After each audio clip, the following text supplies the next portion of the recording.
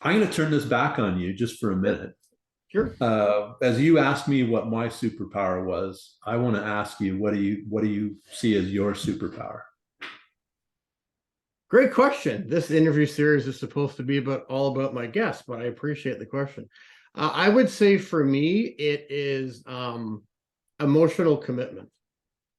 And what I mean by that is, the reason I've chosen to go down this journey after being quote unquote in the corporate world for as long as I've been, it's really about connecting with people in their time of need, whether they've recognized the need yet, or whether some of these conversations and information that I'm sharing helps them come to that realization that they recognize that need.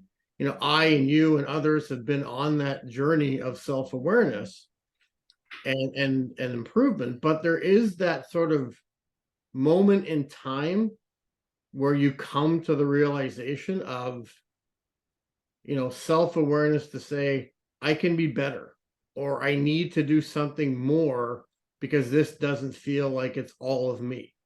And when a person comes to that realization, it's an exceptionally emotional time when you're going through that discovery phase. So I think for me, it's being able to recognize that in somebody, help someone come to that awareness themselves, and then partner with them to really dig into why did they get there and what is it that they're hoping to accomplish.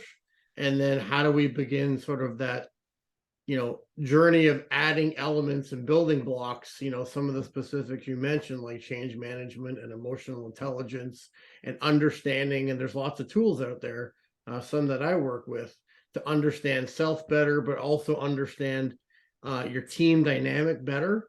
And I think it's very self-fulfilling, but the trust you have to place in somebody else to guide you along that journey is so challenging to do. The acknowledgement is hard, but to offer trust out to somebody else without knowing where that journey is going to take you takes a lot.